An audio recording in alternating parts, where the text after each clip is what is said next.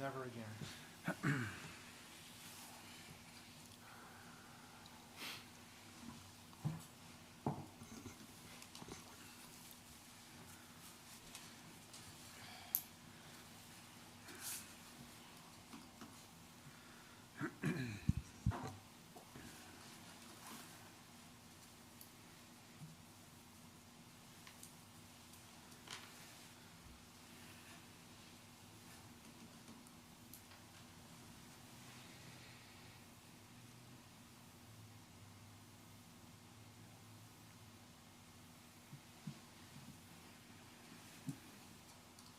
Hey, thank you for Call to order the meeting of our City Council. Thank you all for being here. If you'll rise for the invocation by Councilman Henderson. Let's pray. Heavenly Father, we thank you for the opportunity to serve. We thank you for all your provisions. We ask that you ignite in our hearts the fire of gratefulness and thankfulness in this season. We ask that you give us courage to make wise decisions and strength to endure the criticisms and humbleness to endure and the successes that we will share here tonight. We ask all this in Jesus' name. Amen. Amen. Please remain standing for the pledge. Pledge allegiance to the flag of the United States of America and to the republic for which it stands, one nation, under God, indivisible, with liberty and justice for all. Okay, are there any changes to tonight's agenda? No, sir, there are not. Okay, you've all received the minutes from our last meeting. If there are no questions or comments, I'll accept the motion to receive the minutes. So moved. We have a motion. Do we have a second? Councilman McCoy, I'll second. Okay, thank you. All in favor, say aye. Aye. Those opposed? Okay, it's unanimous. Just a reminder, we do have a public hearing at 7:05 tonight, but before that, we're going to invite Mr. Bailey up to introduce our newest employee.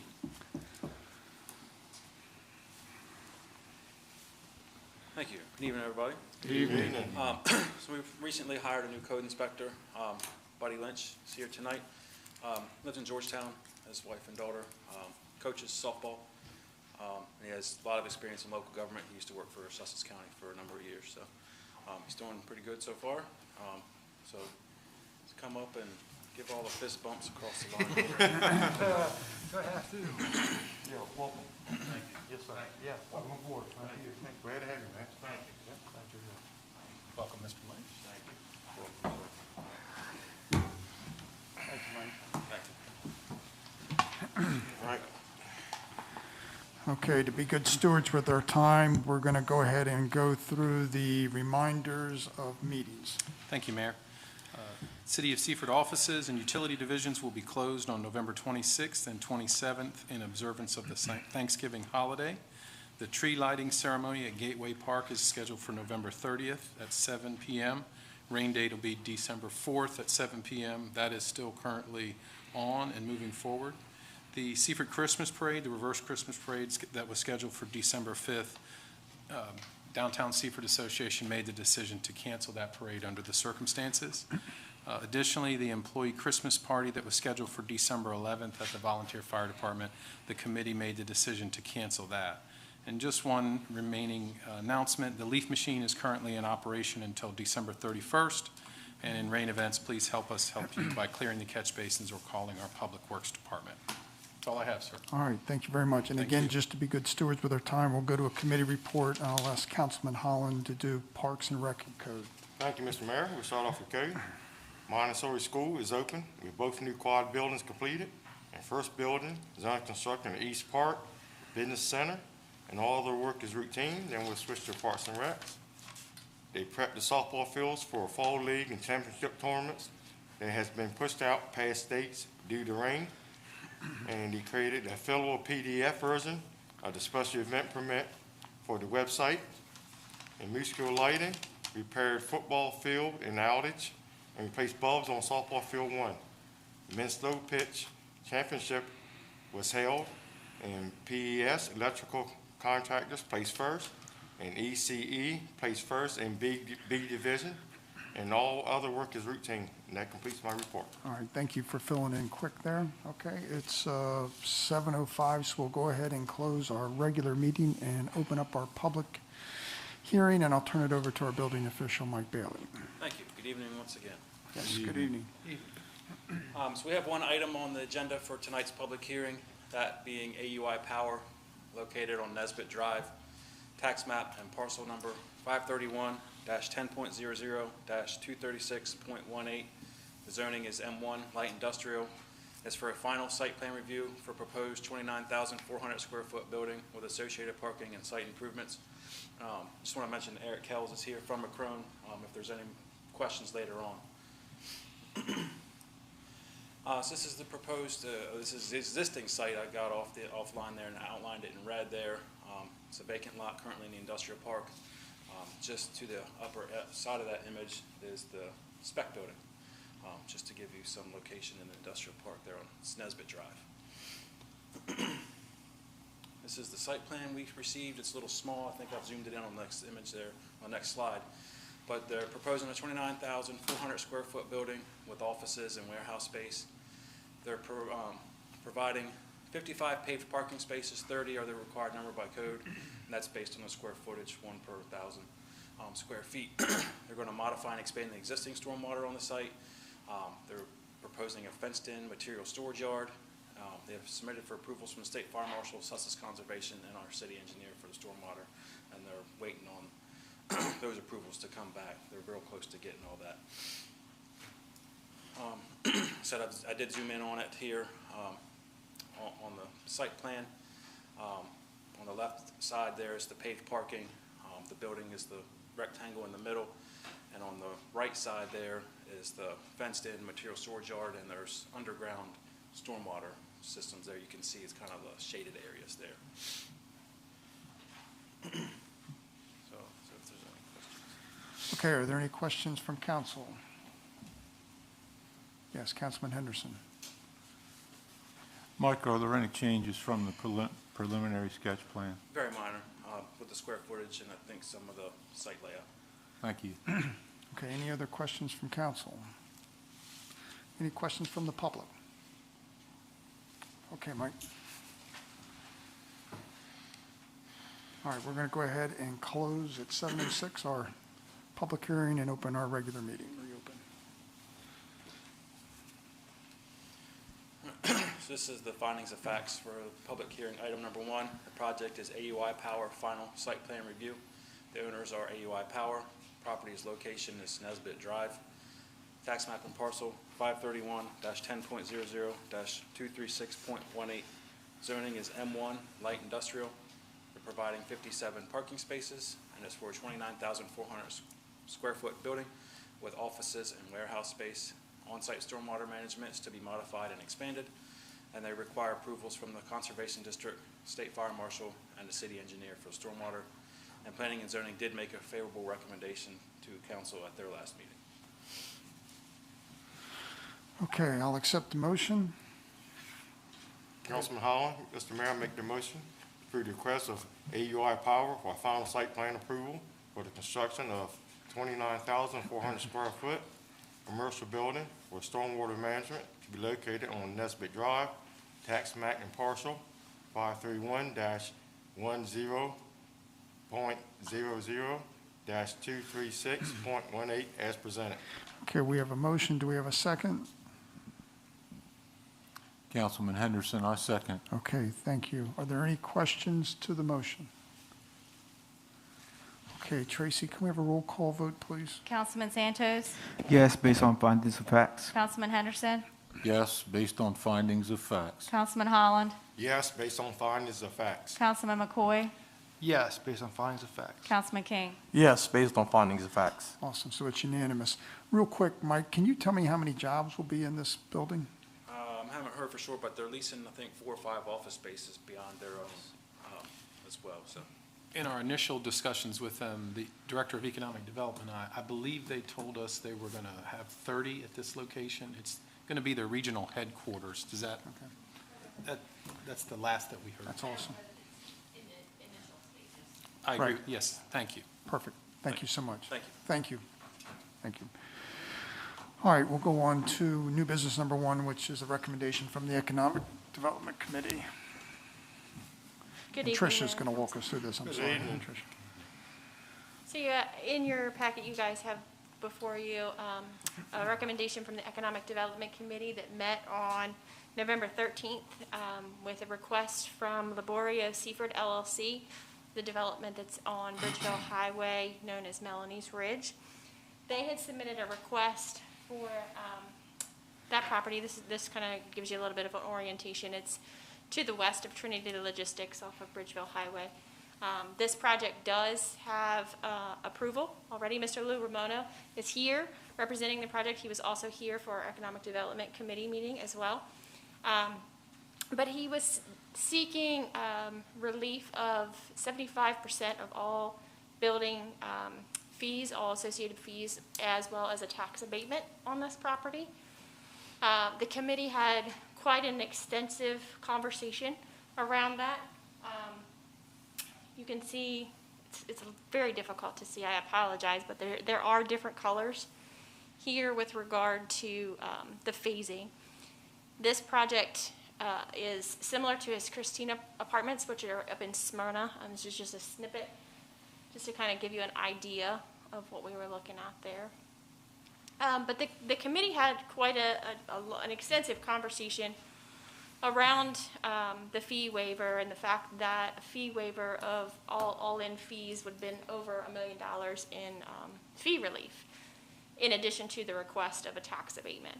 The committee also felt strongly that they have worked pretty diligently and to try to promote home ownership, single-family home ownership, and multifamily was not necessarily what they were trying to incentivize, but they did want to be able to meet Mr. Ramono somewhere in the middle, sort of, not necessarily the middle, but so with regard to that phasing, we took a look at that first phase. The first phase has 7 buildings in it.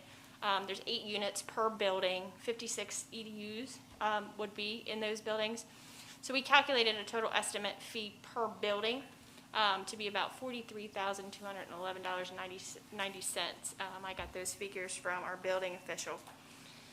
So we talked about the different fees that are associated with that, and the committee felt it was best to do the water and sewer tap fees, not necessarily the impact fees, and do the tap fees in the amount, an estimated amount, obviously, the official calculations haven't been run, but an estimated amount of $99,400. So the ultimate recommendation, since that number may change, is to go ahead and waive the water sewer tap fees on the 56 EDUs in phase 1.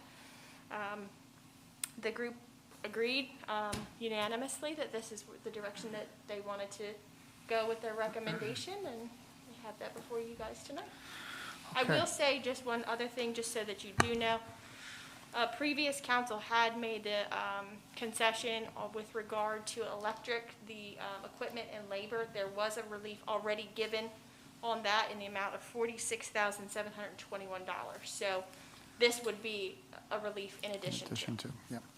Okay, are there any questions from council? Councilman I have King? one. Yep. Sure. Trish, Councilman King, just for clarity so I get a better understanding, is this a conversation that an investor or builder would typically have at the beginning of a project, or do we just start building and then all of a sudden, hey, can we see? They can submit their requests at any time, honestly. I think with this developer, what had occurred for him, obviously with the COVID pandemic, there was a significant increase in the cost of labor, or of lumber, some of those type of things. He's also finding that it's hard to get subcontractors. Subcontractors are wanting to work more at the beach because they can make more money on some of those jobs than they can over here. So I think it was kind of a perfect storm for him, and he realized that maybe he needed to come and seek assistance. So we allow them to ask at any time. We're always open to the conversations. Good, thank you. You're welcome. Appreciate it. Any other questions? Councilman Henderson?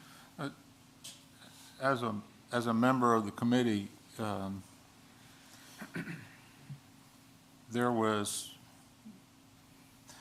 the Economic Committee has recommended to this body previously for other developments to do something similar.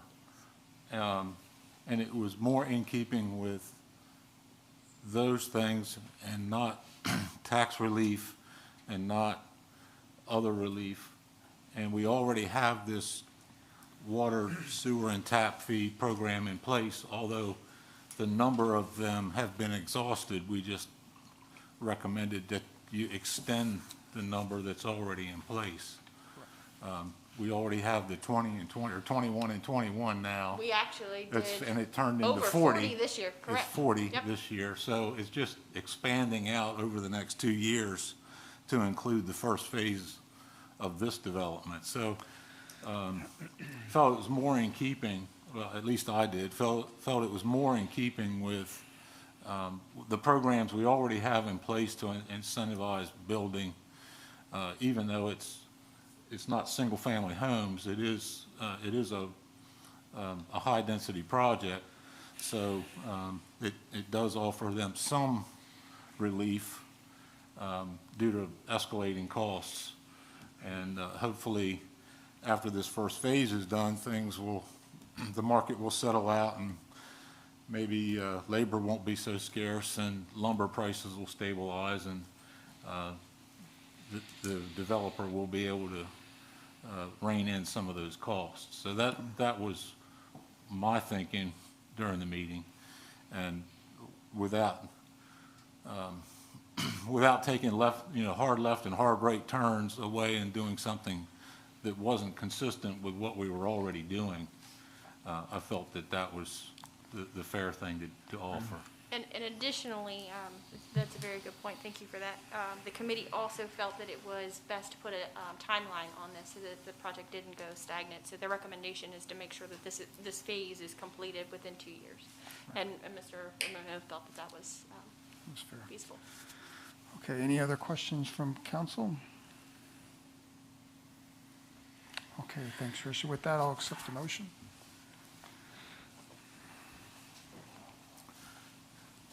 Mr. Mayor, Councilman Henderson here. I make a motion to approve the recommendation from the Economic Development Committee to provide 56 water and sewer tap fee waivers to Laborio Seaford LLC Development, Sussex County Tax Map, and parcel number 331-5.00-11.00 and 331-5.00-11.01 for Phase 1 only of the Melanie's Ridge development. The fee reduction will sunset in 2 years from the date of building permit issuance. Okay, we have a motion. Do we have a second? Councilman Holland?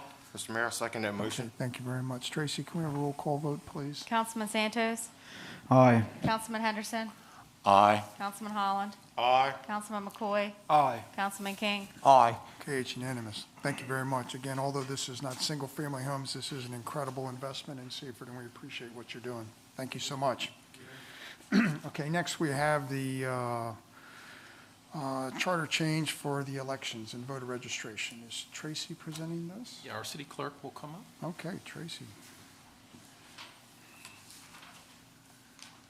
Good evening. Good evening. Good evening. So as you all will recall, a couple of meetings ago, you all voted to move towards the state voter registration system. So with that being said, it was, stated that we had to do this charter change. And along with that, we did look, and there were some other cleanups that we did. Since we were doing a charter change, we just thought it would be best to do them all at one time. So I worked with the city solicitor, Dan Griffith, to get this completed so that we can have this to submit for legislation approval. The first one was to amend Section 6C, and that is to amend the charter to remove the option of allowing notification to the public of candidates for mayor and city council by posting the names of such candidates in at least 5 public places in the city rather than having this information published in a newspaper. That was an option. It was either the newspaper or 5 public places. In the past, we've just always done the newspaper and the circulation because that's how we felt was best to get the information out to our residents. The second one was to amend 7B, and that one is the one that would amend it to incorporate City Council's decision to move to the Delaware Department of Elections voter registration system, and that would be effective 2022 municipal election. And that also amends the city charter to incorporate your decision to continue utilizing the Book of Registered Voters only for non-resident property owners. The third one was Section 70, and that one was a recommendation that came forward from our Board of Elections. When they met, they asked that we change the language in here from Board of Elections to election officials. So that amendment there just changes the titles of those two boards that are submitted by Mayor Genshaw and approved by you. The next one was amend Section 8, and this was to take out the language of the month, actually it was to correct, the month of which the elected officials are sworn in and the vice mayor is elected. You may recall that we did, it's been several years ago, move the municipal election date. It used to be held on a Tuesday, I believe. And when we did that, all of the language wasn't, we found that when we looked at it, all of the months were not changed to incorporate with that change of the election date. And the last change is Section 15, and this was to amend the city charter to remove a reference of a specific meeting date which appointments of non-elected city officials and staff are made. And those non-elected city officials include the city engineer, the city solicitor, the tax assessor, and those such offices. We typically don't point them every year. We typically point them on an as-need basis. For instance, we just did the city engineer because Judy was retiring, and the tax assessor usually goes out for RFP as needed. So those were the changes, and in your board pack, you do have a red line copy as well as a clean copy. Okay. Tracy, thank you so much. Are there any questions for the city clerk in reference to these changes to the charter? Okay, if not, I'll accept the motion. Councilman Santos, I'd like to make a motion to approve the City of Seaford Municipal Charter changes related to city elections, voter registration, and appointments of non-elected city officials and staff as presented. Okay, we have a motion. Do we have a second? Councilman King, I'll second that. Okay, thank you. Tracy, can we have a roll call vote, please? Councilman Santos. Aye. Councilman Henderson. Aye. Councilman Holland. Aye. Councilman McCoy. Aye. Councilman King. Aye. Okay, it's unanimous. Thank you. Thanks, Tracy, for all your work on that. All right, next we have the establishment of a coalition on stormwater management. All right, so in your packages, you have a draft agreement and some additional information for review by council tonight. Let me introduce Mr. Ben Hearn, who's here. He's a project engineer with George Miles and Buer. He actually prepared this document that you're going to look at this evening, so certainly if there's some information that I cannot provide, Ben's here to certainly assist.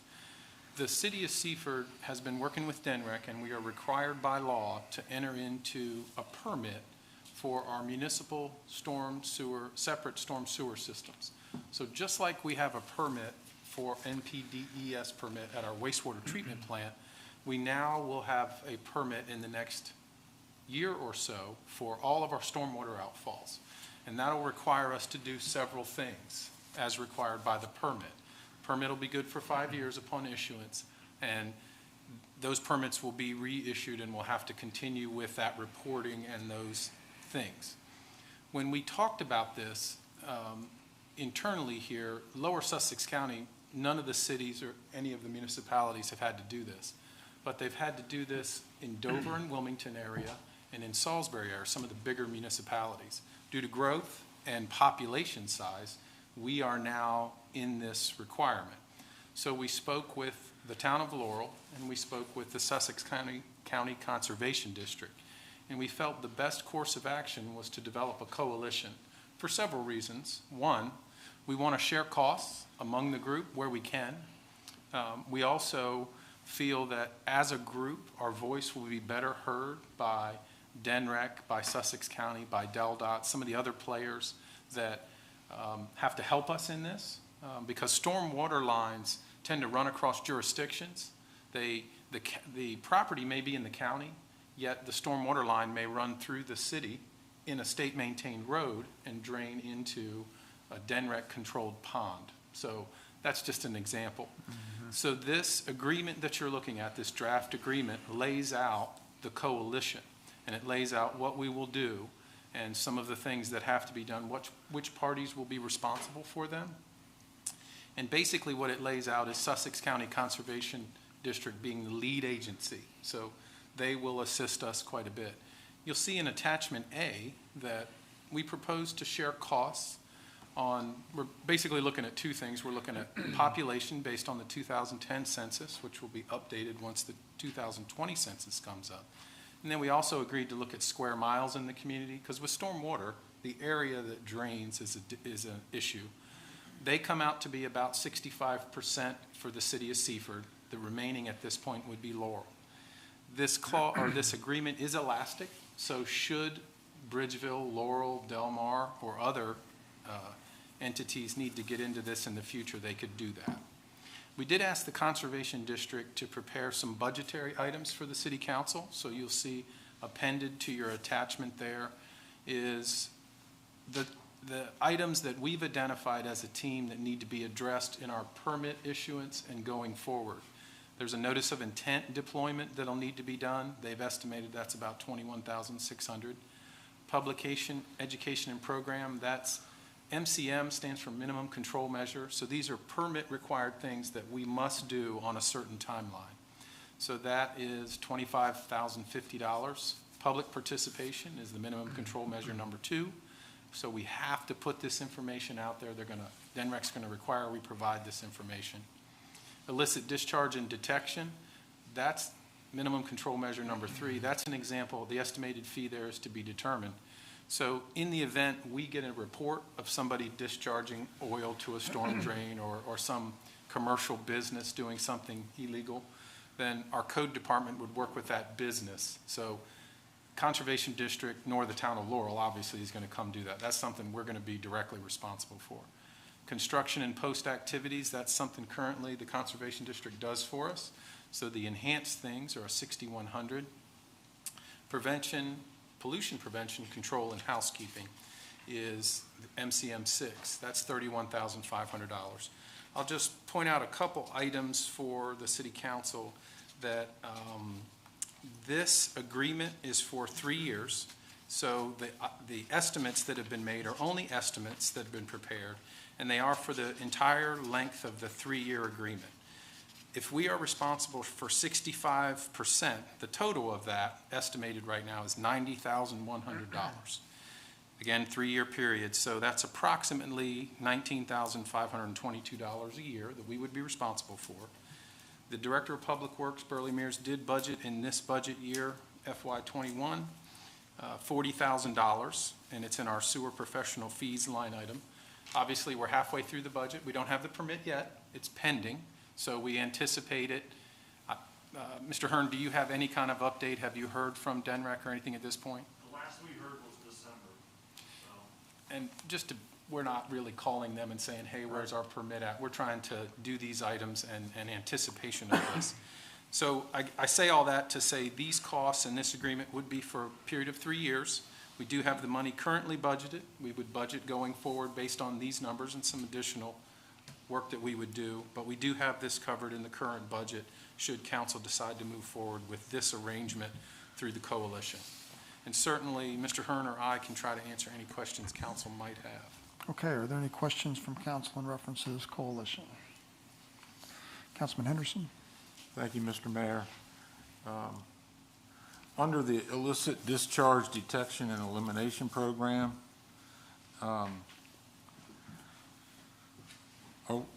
is this a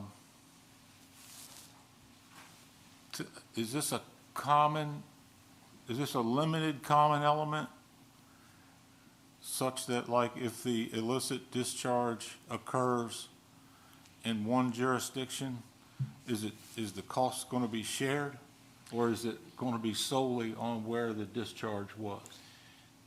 I'll try to answer it this way. So the Conservation District nor Laurel, in the event of an illicit discharge detection, is going to come help us. the way we envision this, we've never done it. We've just been to their classes. We understand a little bit about how this works. So let's say we received a complaint from a business that was discharging a substance to our storm drain system. And part of this, just to back up slightly, we have to establish a hotline so that if people in the public, we want to make it easier for them to report these problems so we don't pollute our waterways. Should we receive a complaint, as described, it would come in, they would get the complaint through the hotline at the Conservation District. It would be routed to the appropriate community, in this case us. We would send our code department out there to verify the location, what it is, to work to stop that.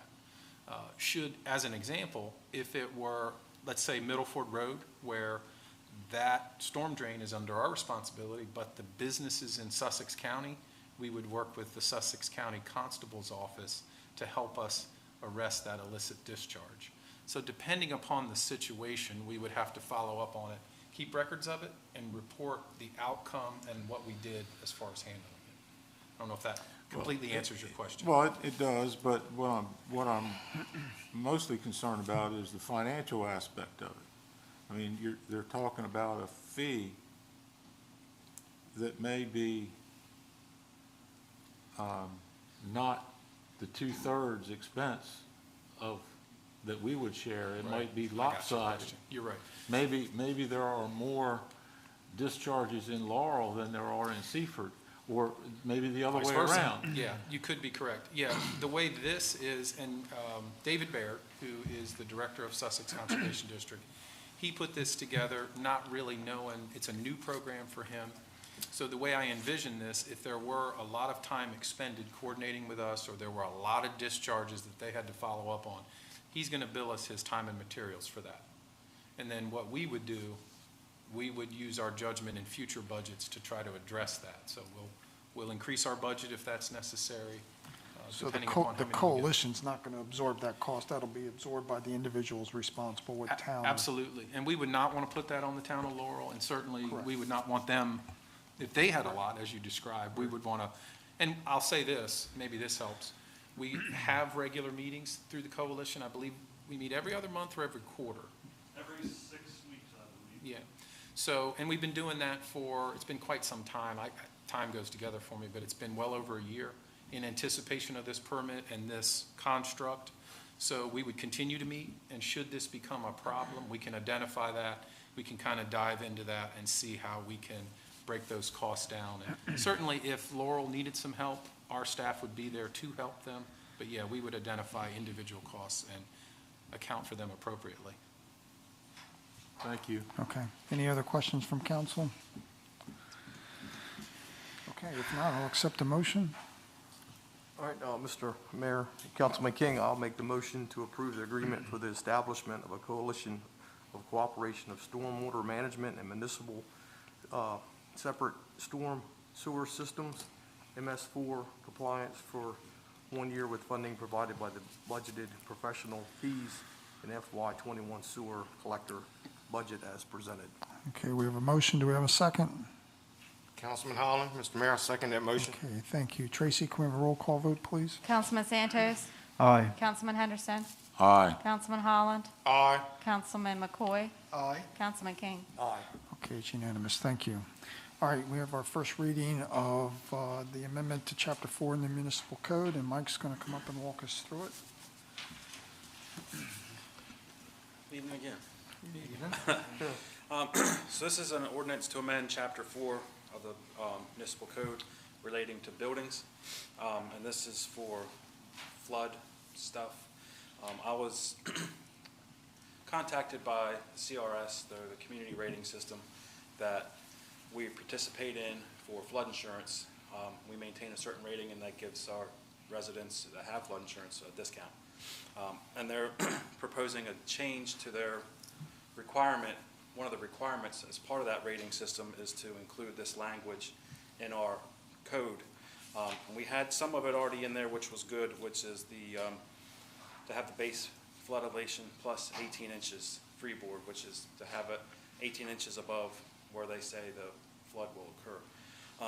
They also wanted to include the language in red on your handouts there, to include the electrical systems, equipment, and components, heating, ventilating, air conditioning, plumbing appliances, and plumbing fixtures, duct systems, and other service equipment. That basically means any utility has to be at that 18 inches above the base flood.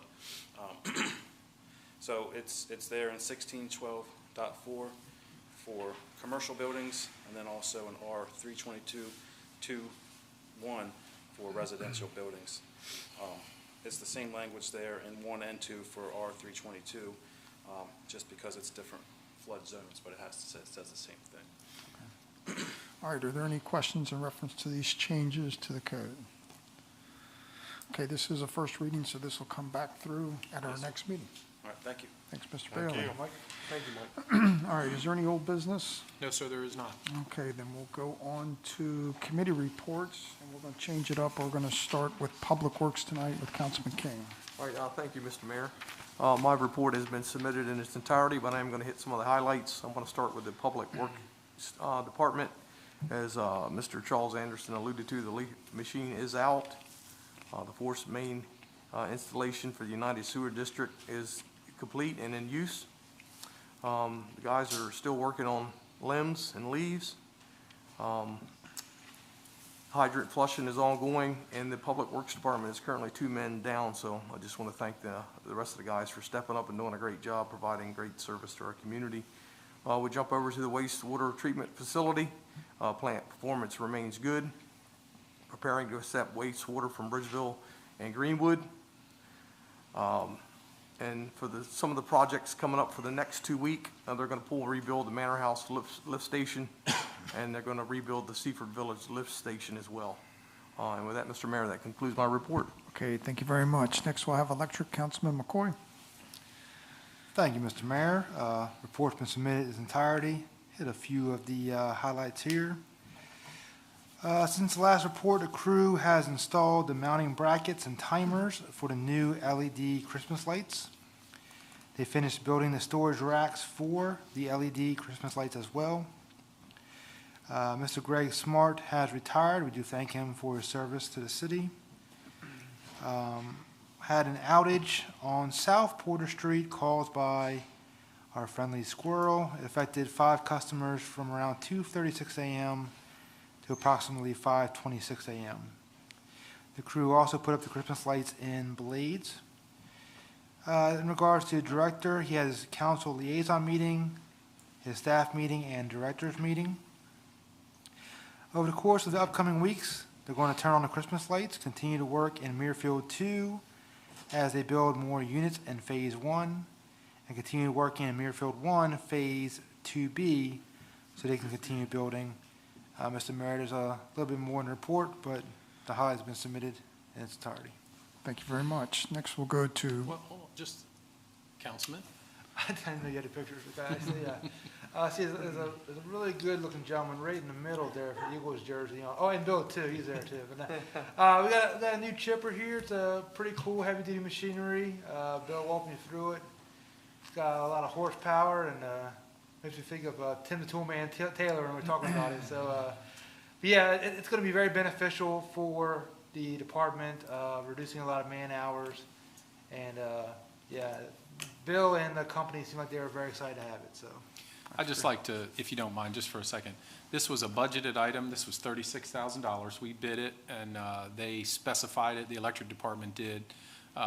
This is going to save the crews quite a bit of time. We just appreciate the council's support in budgeting this equipment and assisting us in expanding our capabilities as a city. So thank you very much to the council. Yep, thank you. Thank you very much. All right, next we'll go to Police and Fire, Councilman Henderson. Thank you, Mr. Mayor. In the Seaford Volunteer Fire Department, I have a report from Chief Wilson. To date, we had 685 fire calls, which is an average of 2.08 calls per day, 54 calls in November so far, and that was as of yesterday. EMS calls, we have 2,938 to date, or an average of 8.9 calls per day. And as of yesterday, there was 199 calls in November, for a total of 4,147 calls for service to date, or an average of 12.6 calls per day. Significant calls, on November 19th, there was a structure fire and Seaford Meadows, which involved the entrapment of a child, which it turned out to be a kitchen fire, but she was the child was entrapped in the structure for a period of time, and she was apparently unharmed. On 11/20, the fire department was called out to assist in a police action at Williams Pond. On 11/23, or yesterday, there was a motor vehicle crash with an entrapment at Elks Road in Clearbrook, and the victim self-extricated before the ambulance or the equipment got there, but she was transported to Nanticoke emergency room. There's been an influx of odor and gas leak investigations within the city due to an unknown agricultural smell from outside of the city. DENREC has been notified on many of the incidences. In apparatus, all equipment is currently in service. The Tower 87 flow gauges have been replaced, and the equipment is awaiting recertification. In EMS, the pre-construction meeting is rescheduled for November 24th, which was tonight. So with Atlantic Emergency Solution on the new ambulance. Ambulance C87 has had a front floodlight installed for nighttime incidents. The EMS crew are still responding to increased call load for COVID-19 responses. We've had 15 positive patients transported to date, or 55, I'm sorry. 55 positive patients transported to date. All the career firefighter EMT staff is back to work as of 11/23, and no volunteers are out as of this date.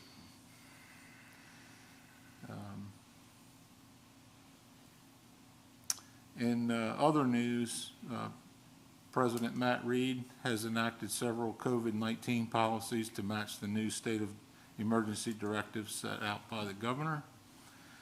In the Seaford Police Department, pardon me, you'll see here the police activity during the period of Monday, November 9th through November 22nd, as reported by Chief Marshal Kraft.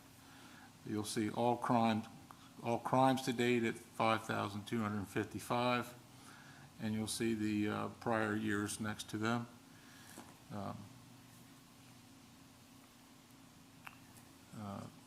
False alarms are down for the year at 374. We've still got a month left to go in the year, but we're trailing that spike from the previous year. Below, you'll see all complaints, where there were 182 complaints. It's interesting to note on the crime view, the distribution or the frequency of the crimes. They were happening on Mondays, Tuesdays, and Fridays between the hours of 8 and 11, 8 in the morning and 11 p.m. So it's kind of counterintuitive, but the data doesn't lie. Additional crime data below, you'll see that some of these other, the other 19, there were 19 complaints of assault, aggravated assault, burglary, rape, theft, and weapons charge, and those are mostly occurring on Mondays and Fridays between the hours of 9 a.m. and 10 p.m. In traffic, you'll see the spike. There were 68 citations, or 68 contacts and 21 citations. 4 hit-and-run accidents with 21 crashes, and all of them, fortunately, were non-injury accidents. And you'll see the traffic contacts peaked on Wednesday between the hours of 7 a.m. and 7 p.m. You'll see some significant events which occurred, which the department responded to. And in administration, the key takeaway for tonight would be that on 11/17, the Delaware Police Accreditation Commission accredited the Seaford Police Department. We are now a state-accredited police department, which is a major achievement, and I congratulate the department and the chief for all their hard work in achieving that. Now we have to maintain it, and there is a significant push to get a higher level of accreditation, which has its benefits, but it also has its costs, which I hope the council will consider in the coming months. So the Seaford Police Department continues to support volunteerism by assisting the Nanticoke Senior Center with meal deliveries to our homebound community members on Mondays, Wednesdays, and Fridays. And finally, which is not in my report, the department is still accepting donations for the No Shave November. They've extended a month, so it goes all the way through to the end of the year. You can still participate even though November is coming to an end. That concludes my report. Okay, thank you very much. And finally, we have Councilman Santos with Administration and IT. Thank you, Mary Genshaw. My report has been submitted in its entirety. I'm just going to highlight a few things here. So recently, Mary Genshaw, Charles, and Tricia went to the County Council meeting to present the Western Sussex Business Park concept plans. I think things went well. Right. Councilman Matt McCoy and Craig Dimes met with Charles regarding the Little League 65 celebration. It's going to be in a couple years, but there's quite a bit of work to be done, so they just, this will be coming up again. There was a conference call with Bill Bennett and Scott Lynch of DEMEC to discuss potential utility scale battery storage options for Pine Street substation. For the IT report, they are working on a slim client configuration for deployment.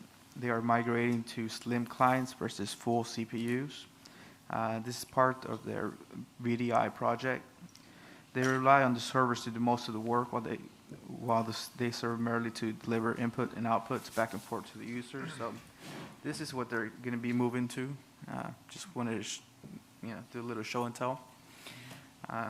For comparison, my computer is 20 times bigger than that, but seems like a lot of companies are moving to this. So. Solid state.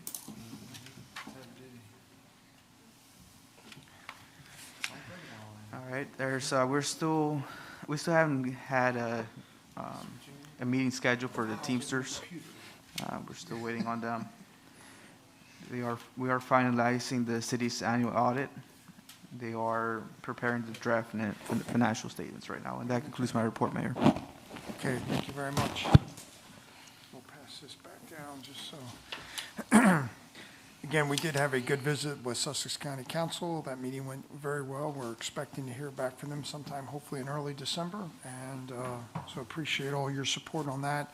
I do want to say for what's going on with COVID in our world and our state, that Seaford still seems to be blessed, and our numbers are remaining pretty low in the hospital, and that's a good thing. So hopefully Thanksgiving doesn't bring a spike here locally. So with that, I do want to wish you and all our city employees a wonderful and happy Thanksgiving. And with that, I'll accept the motion to adjourn.